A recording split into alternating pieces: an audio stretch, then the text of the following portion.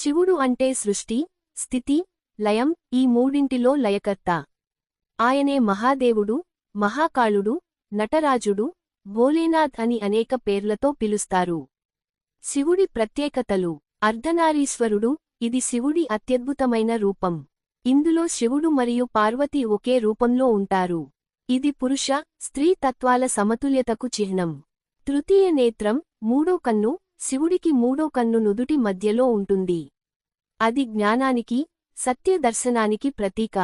కానీ కోపం వచ్చినప్పుడు దానివల్ల అగ్ని బయలుదేరి ప్రపంచాన్ని దహించేస్తుంది. గంగాధరుడు, గంగానదిని తన జటల్లో ఉంచిన దేవుడు శివుడు. భూమిని రక్షించడానికి గంగను తన జటల్లో బంధించి శాంతంగా భూమికి విడిచాడు. నటరాజ రూపం, విశ్వం అంతా ఆయన నాట్యంలోనే ఉంది అని నమ్మకం. ఆ నృత్యం సృష్టి, స్థితి, లయలను సూచిస్తుంది. భస్మాభరణుడు, శ్మశానంలో భస్మం ధరించి, ప్రపంచంలోని మాయా బంధాలను దాటిన సాధువుగా శివుడు జీవిస్తాడు. ఇది వైరాగ్యానికి, సమత్వానికి సంకేతం.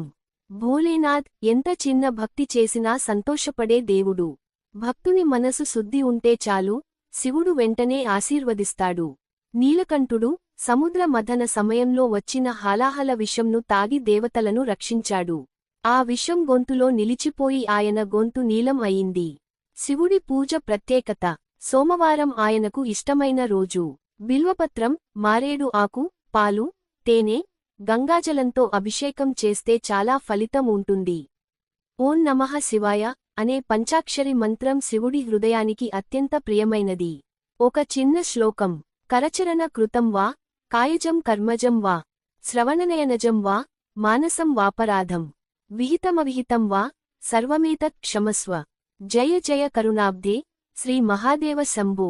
ఈ శ్లోకం ద్వారా మనం శివుడిని మన తప్పులన్నిటికీ క్షమించమని ప్రార్థిస్తాం. దయచేసి సబ్స్క్రైబ్ చేయండి.